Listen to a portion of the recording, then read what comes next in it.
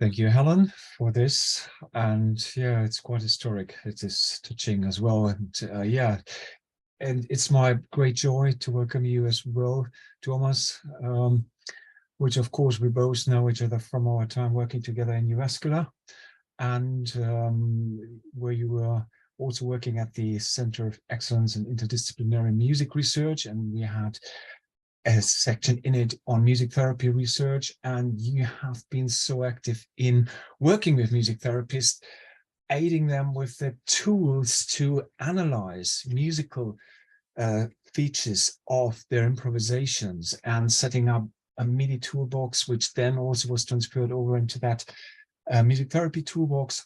So all that work that helps us to look at how things are interconnected during the playing and analyzing, so terms that we would maybe use is synchrony, but let's not go into that, and let's not me getting shipwrecked on the question of sweet sorrow, because since the very beginning, when I was listening to blues, I always had this kind of question that a lot of then that is now also in the center of your topic. Why do I enjoy that so much, and how many people are enjoying it? And it made a, you know, the music scene in the 60s very much thriving to kind of express their sorrow with that joyful, pitiful tone, as Eric Clapton, for instance, said it when he was playing. But I hope that is just paving the way a little bit for the audience to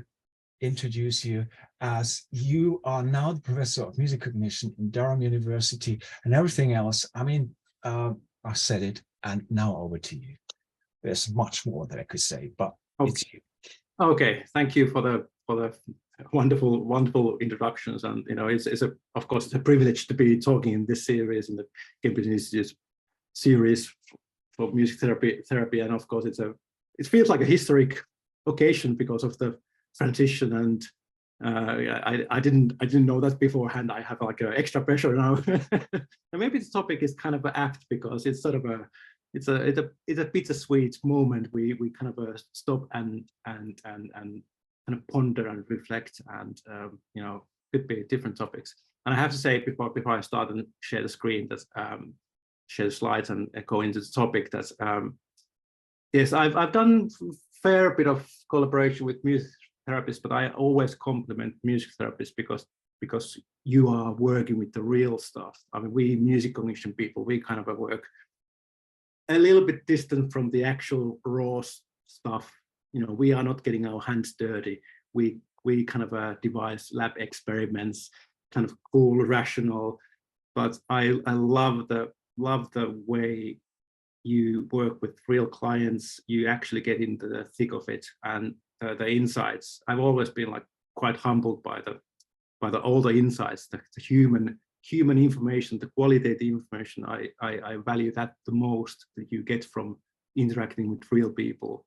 And you know, I've always been like, okay, I can learn something really valuable from music therapy every time I have a discussion with any one of you, and certainly have discussion with Jörg and Clemens and others. So it's great to be great to be in the session and try to kind of give my fairly narrow point of view of one topic. I'll hit the share screen now, if that's fine. Let me see if is that okay?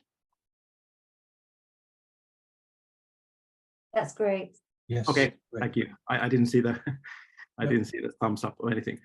Anyway, this is a topic which is a little bit of I've done quite a number of studies relating to music and sadness, but I'll focus. I'm not kind of going to wrap up all of them, although I'm going to focus on some of the last ones and really trying to prepare the way for some of the kind of more recent kind of hormonal studies.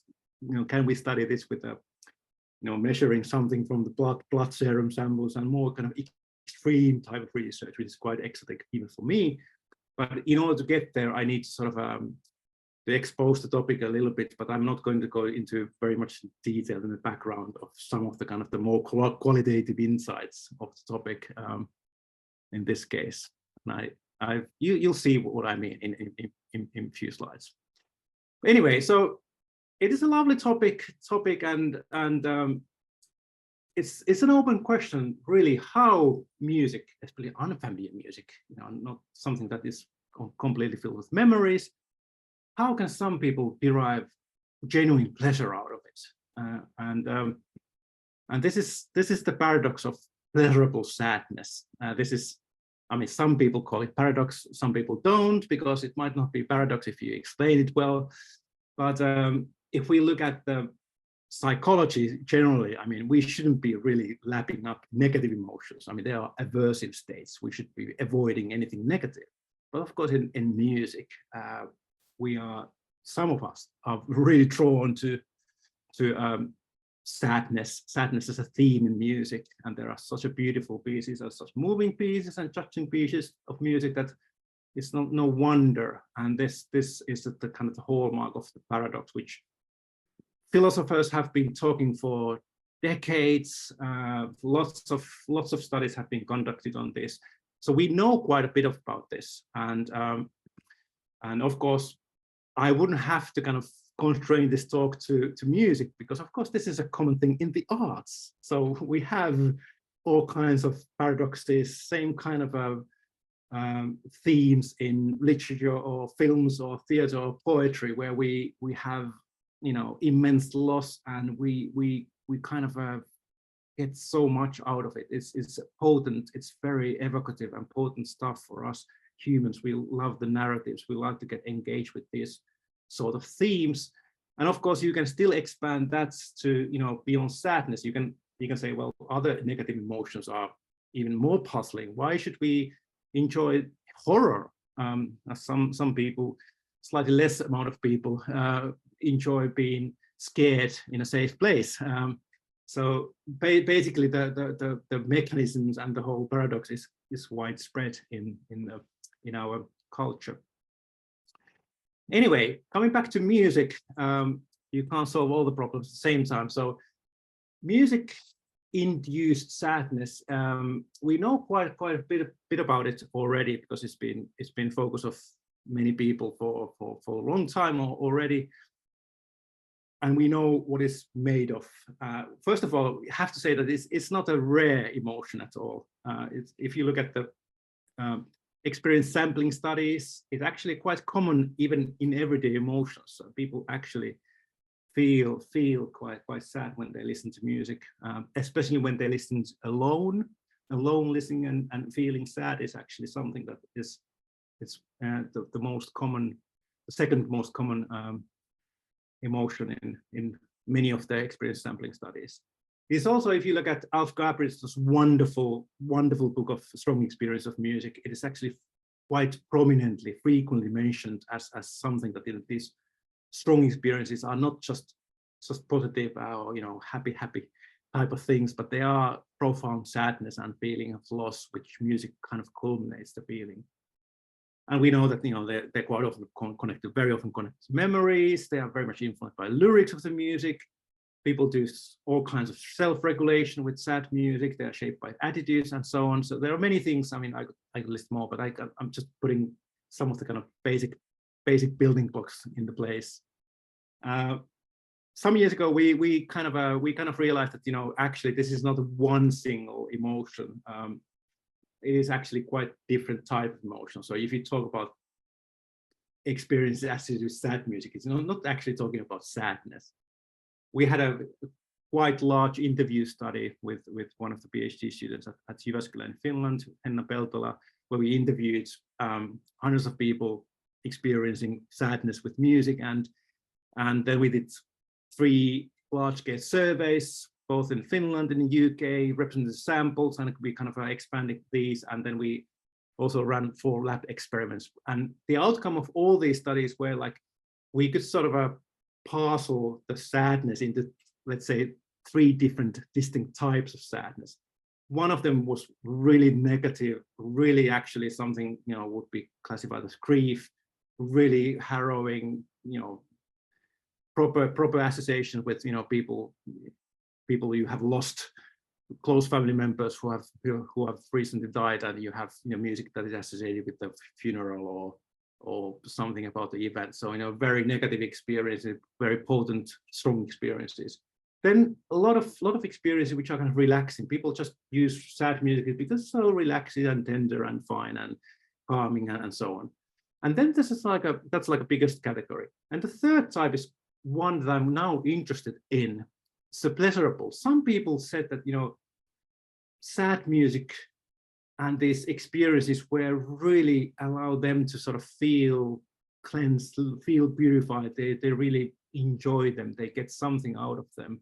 We call them pleasurable experiences, and we saw them time and time again in different contexts. And I think that's the kind of the puzzling aspect of the phenomena that I want to kind of focus. What kind of transformation needs to take place before, what kind of projections need to take place before people are able to sort of convert this experience into something pleasurable? What might it be? So that's the kind of premise of the talk. And there's recently a big review of all these sadness states, and fortunately it was kind of a panning out similarly that, you know, it's also kind of a confirmed three-part structure that we identified in the, you know, 6-7 years ago in a series of studies. Anyway, one of the caveats, if I'm moving into the kind of more musical parts of these, because very much of this topic is actually driven by, let's call it extra musical features. So, you know, if you have memories, you remember the summer, or your first love, or, you know, divorce or something, like you have an autobiographical context, you have memories. You are actually not talking about the music, you're talking about the memories. So that might be the cause of sadness. So you're not really talking about the music. And very much of the topic is like that. Or there might be lyrics that the singer is talking about this loss, or these things which kind of remind you, kind of tell you what are you supposed to be feeling. So could be also kind of called as extra musical drivers or behaviors or links. And one of the central questions, which was really challenging that, you know, does music itself, the pure music, can it do any of this magical, pleasurable sadness if you eliminate the extra musical connections, if you don't allow the people to use their own memories, the music that brings the memories or nostalgia, or, you know, any kind of familiarity? And we were thinking at the time that maybe it's quite rare phenomenon, maybe it doesn't actually occur, and we were kind of doing a few studies about that, and Oliver Sacks came to our rescue through his book, his prolific writing, and he had this wonderful quote where he kind of outlined the kind of experience that we were looking for, where he says, "The whole concert bored me until the last piece was played. It was a piece I'd never heard before by a composer I'd never heard of. Suddenly, as I listened, I found my eyes wet with tears." So kind of a really telling example that, you know, you don't always need to bring, it doesn't need to be the favorite piece of music, it doesn't need to be the memorable piece of music. Music itself can sometimes bring these experiences, and these are to me even more magical. So because you have eliminated like the obvious explanations already. So what is left there? How can we explain these kind of experiences?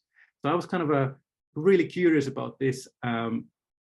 Can we move into explaining some of the pleasurable sadness experiences without relying on extra musical connections? Okay, so we ran a number of, this is kind of a leading to where I'm going, but, you know, we ran a number of experiments trying to use unfamiliar music with this, and we noticed that it's possible. Certain type of people do enjoy these experiences. And we also learned through whatever people were doing at Max Planck Institute, enjoyment of sad films and enjoyment of negative emotions in art, and in our data as well, that people don't really enjoy the sadness as such. They enjoy that feeling sad. They are actually being moved, and they really enjoy the act of being moved through music or sad films or some other art objects. And actually it's funny because we do this moderation analysis, that's our data, but if you look at Harnick's paper or Meninghaus paper, they have exactly the same parameters and same beta coefficients. So we found out that it's never, the enjoyment doesn't come through sadness, it always comes via enjoying being moved. So that's quite something. But we also noticed something quite interesting, that it's only a certain type of people who get this. Not everyone is. Let me try to maybe this is blocking the view here. So maybe not everyone is prone to being moved by sad music, or especially unfamiliar sad music. So in one of those studies, we had a representative sample of people and a lot of background instruments, from absorption to contagion to empathy, mood, health, blah, blah, blah, lots of different features. And we kind of noticed one very direct link where if we look at the scores of being moved, highest is better, we kind of noticed that empathy seems to be explaining really strongly that, those who really enjoy, they are scoring high on empathy. Those who don't really get this phenomena, they don't really enjoy, they dislike this sad music, they are actually also low in empathy. I think we classify this nearly perfectly, at least 80% correctly in any samples that we had. So we knew that, okay, this is a condition. In order to be moved by unfamiliar music, you need to be able to engage with some kind of virtual agent or some kind of interaction with a virtual partner or something that requires some skills or some traits, and that's quite interesting. And there's a lot of discussion about this in different directions. But we are going to use this as a kind of a control condition when we kind of move into more medically related studies. So just to wrap up, so it is the enjoyment of being moved that is really the driver here, and that is being conditioned, that is being kind of associated with empathy. That's what all I'm saying right now. So all that has been a bit of a background for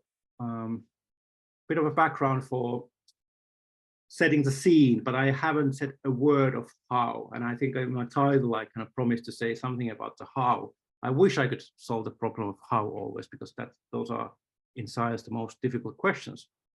But anyway, let's talk about the how part now.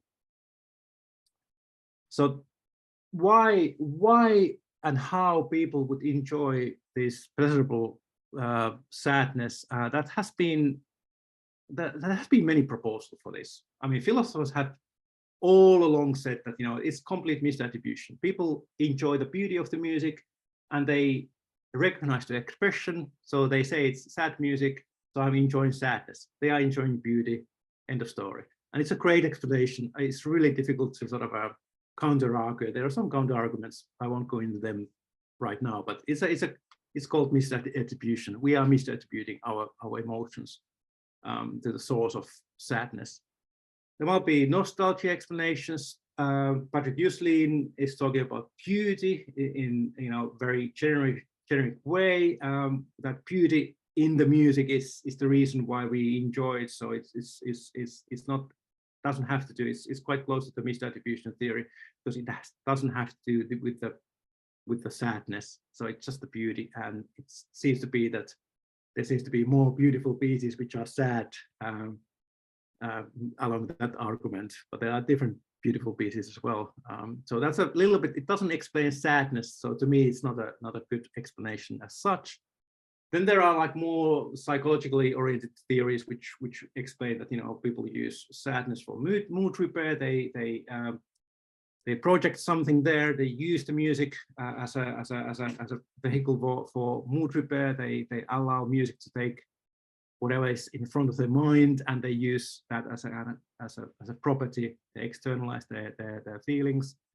More global theories about really engaging with a simulated loss allows one to reassess one's values, and so on. There are different theories. I mean, there's not always that much support for the theories, but they're really fun theories. And there are 5 other theories which I kind of edited out, but you know, there's a lot of fun theories.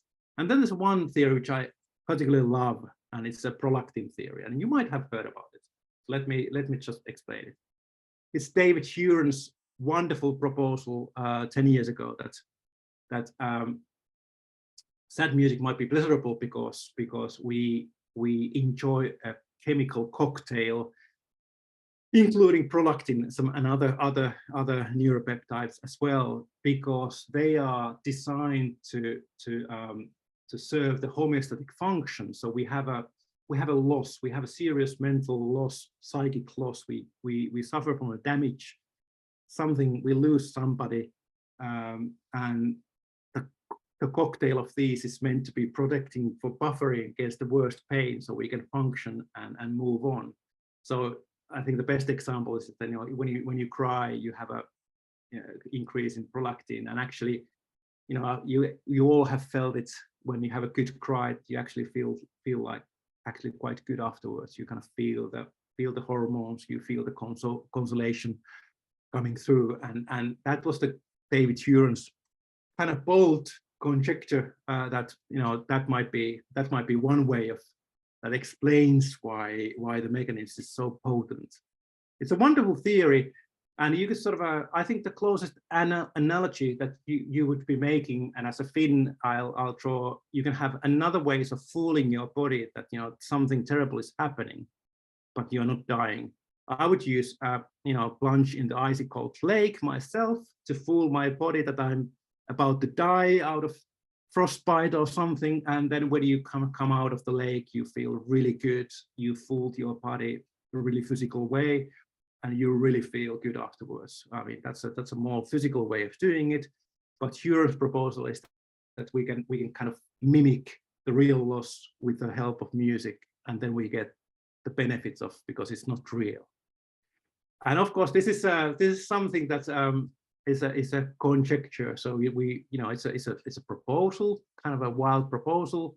It's one of the most well-known proposals in our field. You know, it has 287 citations as of this morning. So it's been cited as a fact in most studies. It's not a fact, and we'll see soon what happens when we put it to the test. And Eerola Vuoskoski and David Huron also refined this into kind of a more pleasurable compassion theory, which is a bit more nuanced than just a prolactin. Okay, so that's the proposal, and you know, if you have this, let's call it homeostatic theory, Huron's prolactin conjecture. If you measure, he would say that if you measure prolactin and oxytocin and maybe some stress markers, you would see consistent increase in these. If music is able to trigger some genuine loss, and then, you know, we are feeling the after effect of these. And we know this from other studies that, you know, this music is well, consolation effects are related to prolactin. I mean, it's related to many other things as well, but there are some support for this evidence, not in the music, but using other manipulations, mainly film manipulations. And, you know, if we are engaged in real, genuinely feeling of negative emotions, we should have like a stress markers as well. So increase in cortisol, for example, that's a stress response, or ACTH. So a pattern of responses. But there's a bit of a hitch here. It's not perfectly aligned with what we know about neurobiology of the neuropeptides. The problem is that prolactin release is very tightly controlled, and it's controlled by dopamine. So if your reward system is kicking off, if you enjoy something, and you see where I'm going with this problem, if you have dopamine, the dopamine inhibits directly the lactotrophs, which are responsible for releasing prolactin to the blood circulation. So once you are enjoying something, you can't have prolactin. So that is a bit of a downer for the theory, which should be explaining a pleasurable experiences, because you can't have both if you engage some kind of reward system. And we know this quite well. We can suppress prolactin stimulation by dopamine agonists, L-Dopa and others. We can stimulate prolactin by dopamine antagonists, haloperidol, and these have been already done in the musical context. So you can modulate music-induced pleasure by exciting different parts, and you can also administer dopamine agonist or antagonist to sort of to ramp up or mute pleasure induced by music by administration of external chemicals. So it is a system that we know it works well. So the theory is a little bit hampered by that. And I'll kind of formulate out of these elements is I would say more likely that a counter theory, which takes the reward as the driving factor here, as the kind of the opposing theory. So let's call it reward theory. So if you have a reward, if people are enjoying these experiences, there should be actually a prolactin decrease, oxytocin decrease as well. We've seen these in some studies already, and there shouldn't be any implications stress markers. And of course, I mean, when you talk about any of the peptide hormones, it's very, very complex. I'm simplifying like crazy here. Lots of caveats. But anyway, let's press on with the simplifications. So that's kind of interesting to know. And we decided that, okay, there's been one attempt of testing Huron's wonderful prolactin theory or homeostasis theory by Ladinic and Huron himself. Fairly recently, they tried to induce emotions sad versus happy music. I think that's a little bit problematic. That won't work because sad versus happy creates an arousal confound. Happy is high arousal, sad is low arousal. So you already set up a comparison which is not going to work, especially if you have like a very delicate hormonal balances to mitigate. They used favorite music. I think that wasn't the best idea because the source of the sadness, the type of sadness people are actually experiencing might be quite different with sad favorite music. We thought that if we control these mechanisms really well, we use unfamiliar music, instrumental music, we eliminate these memories and the extra musical parts of the experience. So we actually keep studying the pleasurable sadness, not the other type of sadnesses. They didn't have a control group. We now know that we can study those who actually enjoy the experience and contrast those with who don't enjoy the experience. So we can use the empathy as a kind of internal control. So we can have similar type of people who are otherwise perfectly normal, but they differ in this crucial respect, and we can have this kind of internal control. And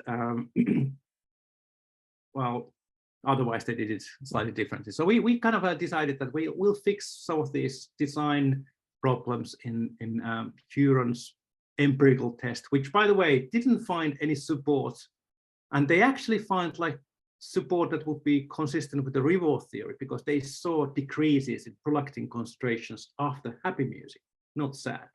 So exactly what I would have predicted. But anyway, their sample size was not good enough, and I think it was kind of a inconclusive to say.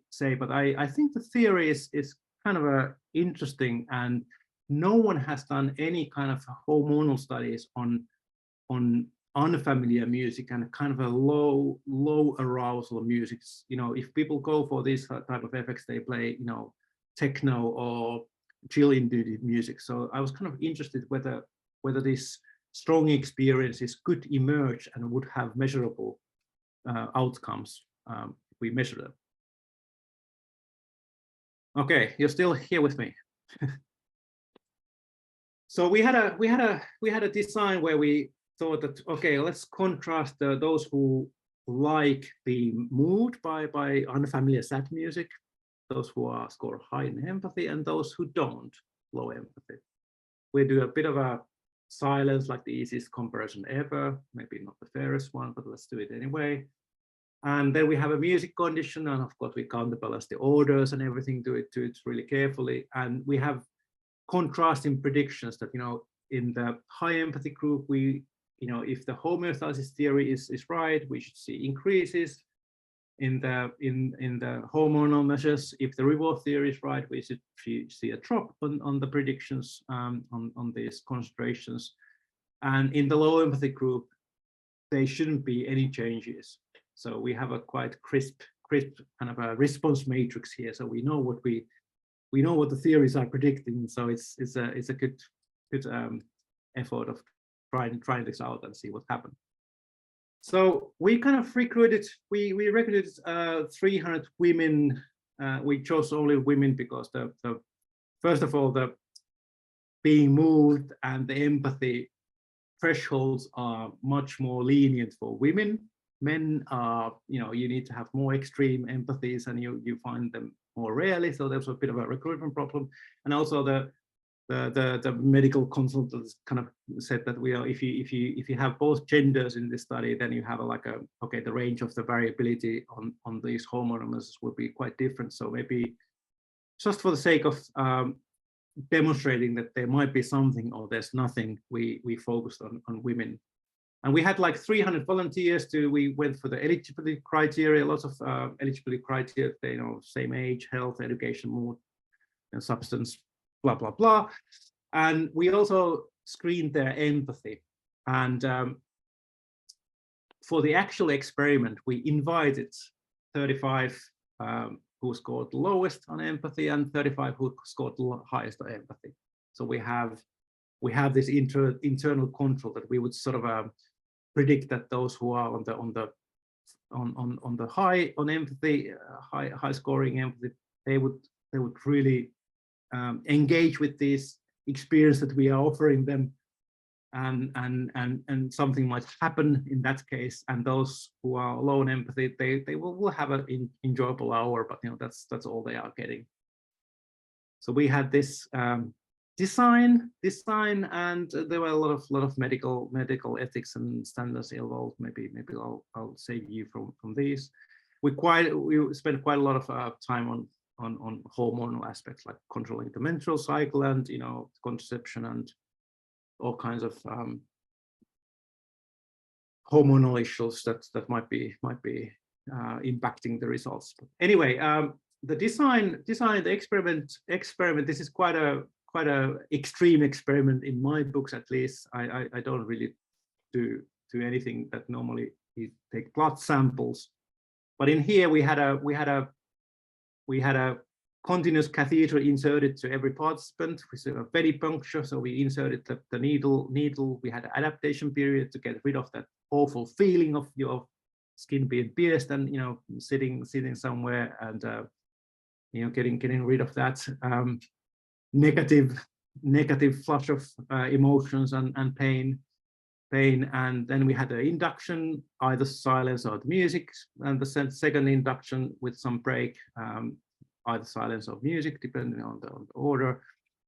And then we were measuring the hormones, cortisol, prolactin, CRP, oxytocin in, you know, baseline, after the induction, after the second induction.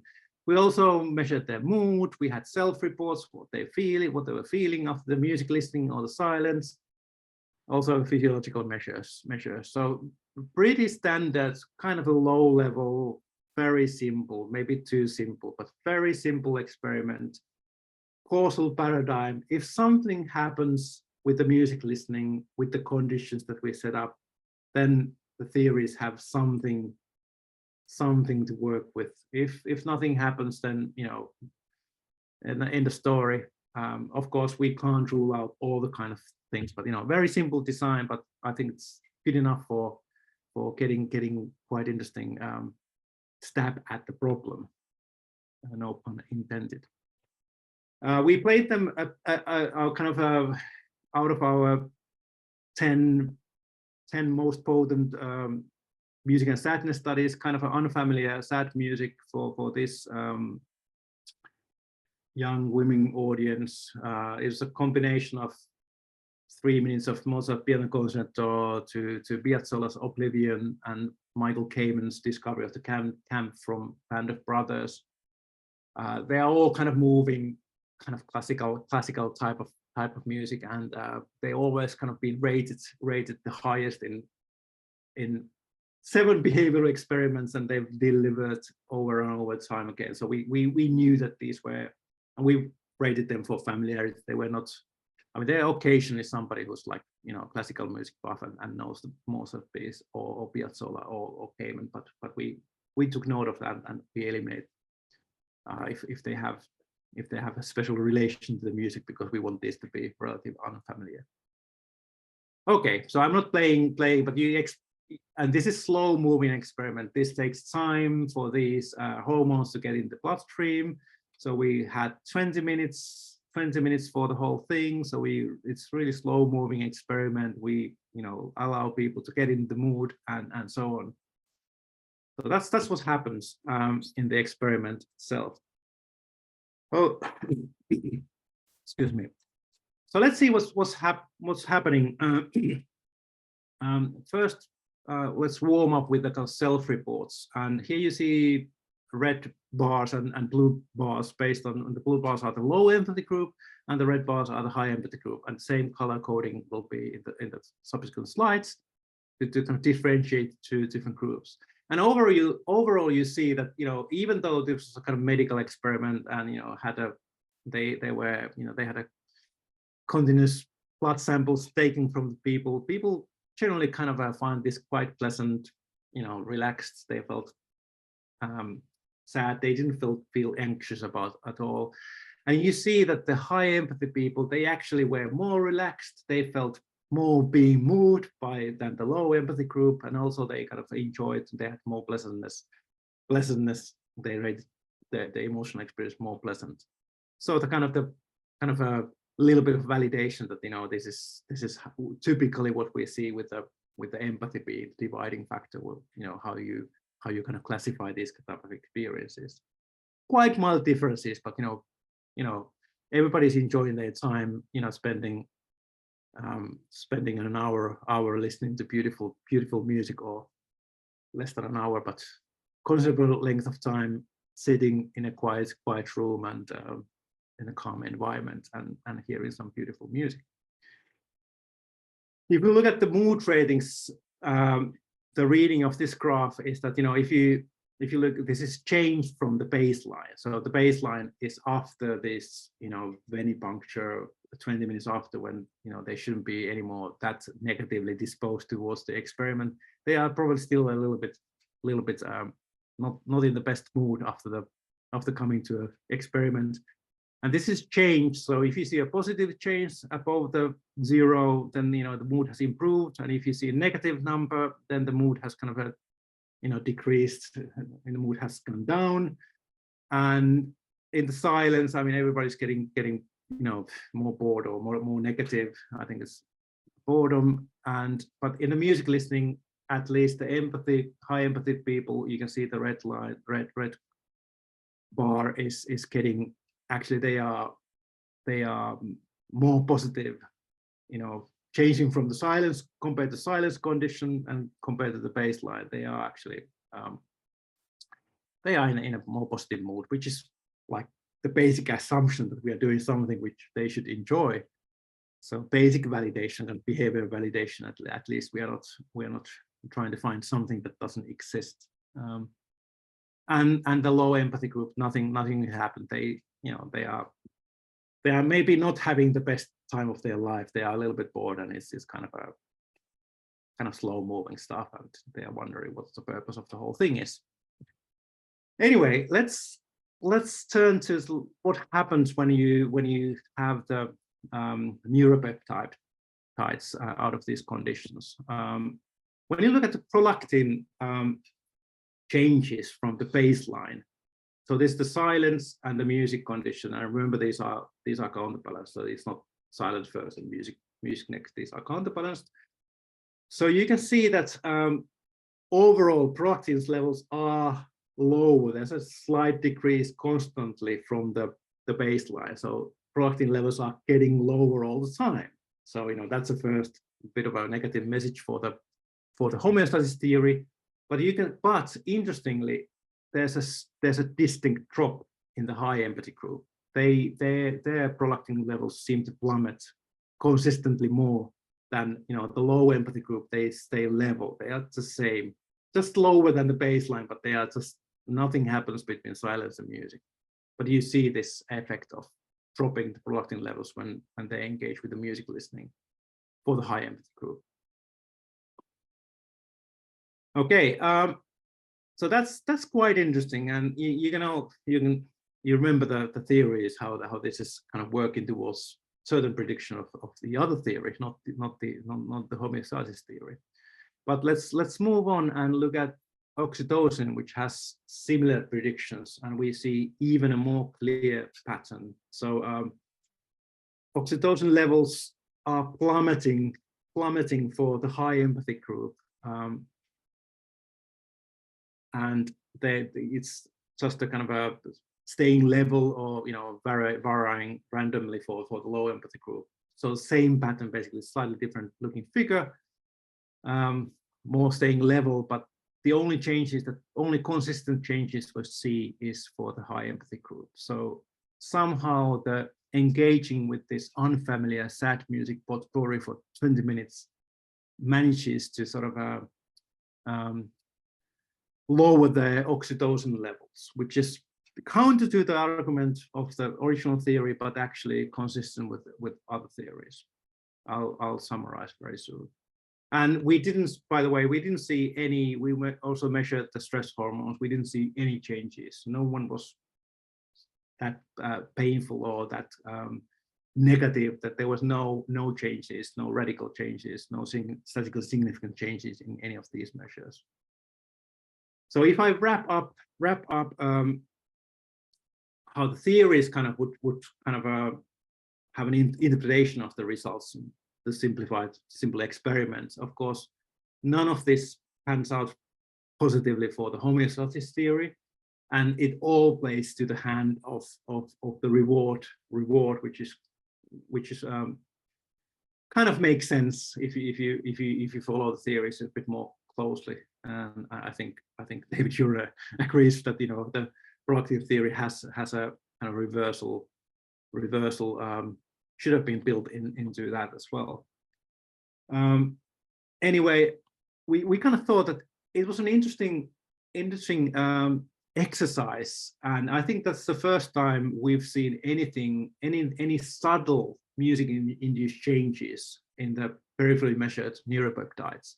I mean, sure, there have been, like, if you play loud techno to unwilling participants, really loud music, you can actually make them more stressful. But I don't qualify, that's not really relevant for our work. That's like an extreme type of results. And similarly, if you talk about Valerie Salimbur's wonderful work and Mars Herrer as well, I mean, that's also like extreme type of research of emotions, because they work with absolute favorites, which are able to induce really strong emotions, chills in people. But anyway, no one has kind of tried something that would be unfamiliar music, kind of low arousal, nuanced emotion that we tried and still see something. So I think I was quite surprised that we managed to get this far with such a subtle paradigm and subtle changes. And just to reiterate, we didn't find support for the homeostasis theory. Still a wonderful theory, kind of triggered all this research into this, but findings are truly more consistent with the reward theory, and there's more complicated versions of the reward theory as well. And it's nice that because we built it over quite a number of years, a kind of consistent paradigm of research. So we kind of it also replicates our, or almost identical to what we had done without measuring the kind of hormones. We got the same results, and kind of bolstered our case of past studies. If you want to sort of see or get all the data or all the analysis, I have a principle that all my research is completely open access. So you get the full raw data, full analysis scripts, everything you can replicate, the study, the p-values, the figures, the anything. So you can go to the GitHub and get all the data and do a better analysis or counter analysis, whatever, if you want to kind of try out what the hormonal changes are in a subset of the data, if you're interested. Anyway, there's a paper in Annals of New York Academy of Sciences that wraps up the story. A bit more complicated. It's I think I've cut some corners here, but I think it's time for me to kind of wrap up and summarize with a couple of slides. First, I would say, as a summary, that there's been a number of these theories. I didn't review all the theories, and there's a big review article we wrote a couple of years ago about all the theories that could sort of explain the enjoyment of sad music. And I think that we said that there's not going to be likely any one theory that would explain this wonderful transformation from real negative to positive. It's going to be a cascade of different mechanisms that can do a little bit of movement towards from the negative to positive. And at that point, we didn't have theory, we didn't have data from the hormonal, and we actually, the review kind of concludes that actually many of these theories have very little data, so there's more ideas than the data, and so since it's been 4 years since some of these ideas were published, maybe 5th year now, and now there's some more data sets, but I don't think we have still kind of fully explored all these ramifications of how can we kind of transform the experiences, because I think there are multiple pathways and they have different mechanisms and they need quite different approaches. Right, so let me sum up some of the implications, of the hormone study that I kind of briefly told you or explained to you. I think it's fascinating that we could measure these pleasurable experiences, even though they are fairly subtle and don't occur in all cases. So we managed to kind of refine the setup in a way that we can tackle some of these, but it did require quite a lot of groundwork. So we are not tackling every type of experience, so appropriate type of experiences, not grief experience, not just relaxation, that will be quite different. We needed to be able to really get feelings of being moved. We needed to amplify the experience by focusing on people who are high in empathy. I'm sure it works for those not only for those who are high in empathy, but a wider spectrum of people. But in order to get things easily out and not having to study hundreds of people, this amplification was used through empathy. And it's quite fascinating that you can actually isolate some of the important parts of the music and focus on the musical parts and still have some of these experiences intact. And so I'm kind of proud of way we parceled and kind of controlled the phenomena in a way. Of course, we eliminated theories, we eliminated explanations while doing it. At least we are kind of more informed about the type of explanations we are talking about. And of course, there will be much more insights to come when we kind of dig deeper in the processes of how listeners construct these type of emotions. And I think the constructionist notion of emotion, that's what I'm kind of heading in my kind of more research, which is not about sadness. I've outlined a couple of theoretical outlines for how the meaning is constructed through all kinds of appraisals, reviving some of the appraisal constructs and going with the more kind of meaningful things, less mechanism, but more bring the meaning back to the emotions and try to get more into the interesting parts of the music through those means. So I think that's a quick summary of this fairly extreme type of research, and I hope you enjoyed the ride. Kind of a fairly exotic topic, and I need to thank the team, Jonna Vuoskoski, Catherine Schäfer, and Vesa Putkinen, and Hannu Kautinen and Mauno Vanhala, were the core team doing the hormonal study in Finland. It was a lot of work, and this wouldn't have been done without David Huron really encouraging us to do it and being a good sport about, you know, improving and criticizing his lovely theory, and I think he inspired the whole team to sort of follow this through and make it a little bit better version of what he envisioned at the time. So I'll stop here, and if you have questions and comments, should I stop sharing screen now and give the control to someone else, and we can start talking about the topic? Thank you, Tuomas. Yes, absolutely fascinating, and to see that when you're an empathetic person, that you will be rewarded when you're listening to your music that makes you sad. So it's so, yeah, it's so explicit how you were setting all this up, and it made me think about reward system, and I mean, looking at dopamine's function.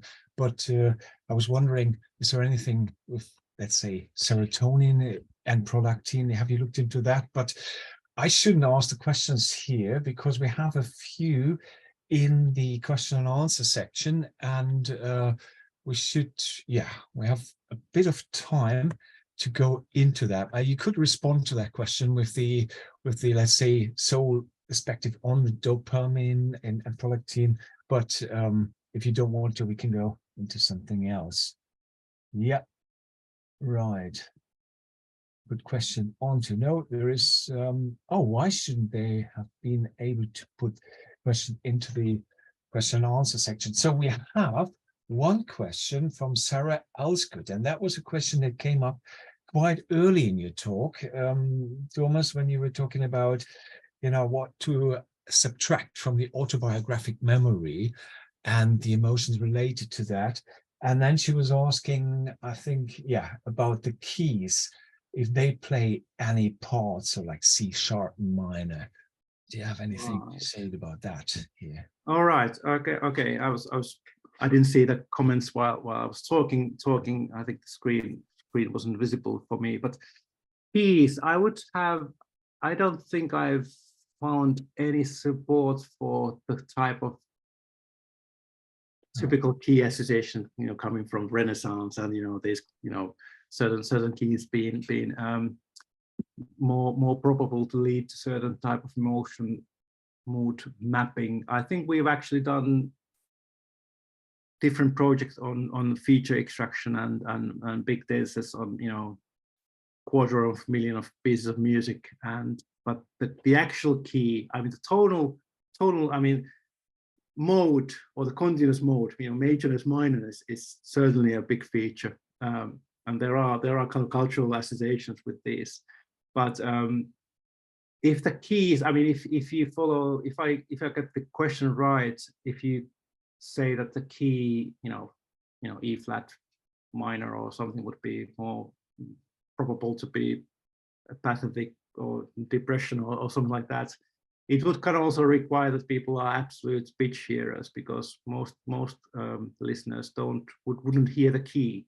They can hear whether it's in a minor or major key. Everybody can hear. We are acculturated to hear those, and actually it's a continuum. So we can have kind of unclear key and, you know, something which is leaning towards major or minor. But I haven't found, I've done quite a number of studies on mapping whether the musical features or auditory features or acoustic features to different emotion frameworks, but the actual key is not really the one that never crops up. Mode does too. Thank you, Tuomas. There are two questions related to neurodivergency. So, and that popped up in the connection when you were talking about dopamine and suppressors prolactin. And then this first question came about, did you screen for neurodivergency? I'm thinking about the high levels of empathy found in, for example, ADHD and autism. And then maybe if I can go straight on to the next question, which again is in the context of the results that you're presenting on the oxytocin and prolactin lowering in the high empathy groups. Did you notice any patterns of neurodivergency in the participants? I'm thinking in terms of the higher levels of empathy found in it and so on. We just had that. It would be interesting to hear what percentage of the high empathy group had neurodivergency if you collected this data. Could you say something about that? I wish I could. Sorry?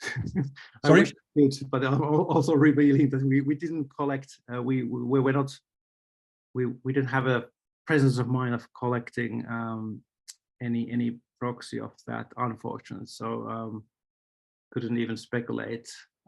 I wonder if you have if whoever asked the question, or maybe you, whether you seem to have a hunch about this. There's a link. So how would this work? I think I have an understanding from some of the literature, but are you clear about the hunch? So I don't have any data for this, so I can only speculate. But no, I mean, you have screened your participants anyway, so they wouldn't be in there. I guess this is one thing, but the second is, I mean, it would be quite interesting if there's something in the literature or and the direction of this, of course, that there is maybe that ability or that kind of, I mean, trade say with all this discussion we could start in, but yeah, I mean, this is quite interesting, the ability to have that high empathy, which is also inherent in the outcome of your study. So that's something that comes to my mind when you ask me about hunch there, but I wouldn't know exactly in the moment, so it's just getting there. But yeah, it's absolutely important to see how that would come in. Maybe Helen, I mean, you are working with autism, so maybe you have something on that end. I'm just handing over to my colleague here. If you have an idea in terms of autism, you think that, I don't know, we don't need to go in there. I think it's a really interesting question. I don't know Absolutely. if it, and it's neurodiversity, I think, is what the question's being asked. And I don't think you screened them out, did you? No, I think, yes, just clarifying that. So that's something very interesting to look at in the future. And I think it's something that the team that we're working with Simon Baron-Cohen and the team at Cambridge University at the moment are very interested in, actually. But I don't think we have anything arising, and I wasn't part of this studies. It's fascinating. I had a question, but we've run out of time, but I can take it offline. Yeah, I see your question. I think we sort of we should be safe in there, because I mean there should be.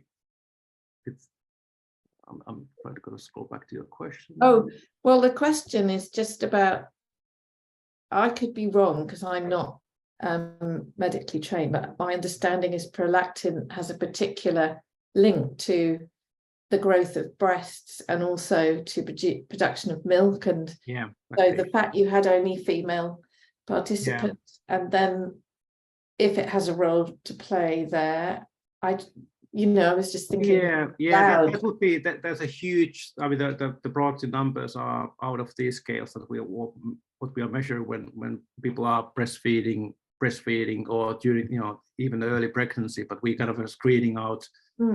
I see. So that would be it's a good point, because it is the scale there's a tenfold increase in prolactin production starting from the 3rd month of pregnancy, and especially when the milk production is triggered, and that would be a quite different story. But we were careful of not getting into that area. I know you're trying to even let's say if we had those, even in a kind of a within subject experiment, somebody had like tenfold increase, they would be still measurable because they would be their own controls. Well, discuss forever, and back to the chair, because yes, we are running out of time. But said it that we are over now, like 5 minutes, 4 minutes. I just still inclined to have this last question that one of the participants was putting in. It is possible. So in other words, is it possible that listening to sad music may make us feel less alone because of an implicit social relationship, the music creator, or during a therapeutic relationship with the music therapist? I mean, that's a question, of course, that tackles some of the things. So what would be your, I haven't read the whole bit, you may have done that all now, so I'm just citing the last bit from Filippo there. It's almost like a paid question, because I was kind of I was hoping that would come up, because it is one of the follow-ups that we kind of did out of this, is that we know that many people are kind of talking about the other people, other person in the music. They are feeling the connection, and we've been studying the social surrogacy. People are able to have this relationship with the music, with the artist, with the coming back to the same piece of music. So it is, people are actually feeling less lonely when they are, especially when they are a little bit in a vulnerable state, the sad state. Then music is actually like a comforting friend, who always takes their side and never contravenes what they say. So people are really using this. So it's a wonderful direction, and there's like a experimental evidence. We run a couple of studies on social surrogacy using music. So people, whether loneliness can be mitigated by turning to music, and it is really powerful mechanism. And I mean, it doesn't need to be sadness itself. So it's kind of a little bit broader topic. So I kind of trimmed it out from my talk, but it is undoubtedly a very potent mechanism and lovely direction, probably relevant for your work as well. Yes, so there's a talk with the music that you like to an internal one going on. Anyway, we should come to an end right now. Tuomas, thank you so much. It was so inspiring. It is, and how you have progressed in that work and really leading this area and giving us a little bit of a glimpse of what you really going into there and giving us this information and a hint to the publication also that we can even check for ourselves on your GitHub links. So you can see the clappings coming in. Right, so now I would say that we have to wrap it up, and I would hand over again then to Naomi so that she can say something for the next steps to come. Right? Yes, thank you, Jörg, and I echo Jörg's thanks to you, Tuomas, and thank you everyone for listening and for your questions as well. And just to say, this is the last series, the last lecture of our series for this year. So thank you all for coming, and we look forward to welcoming you back in the autumn. And do fill out that survey that will pop into your inbox, and that will help us plan for next year. Thanks very much. Bye. Right. Thank you. See you there. Bye-bye. Thank you, Tuomas. Yeah.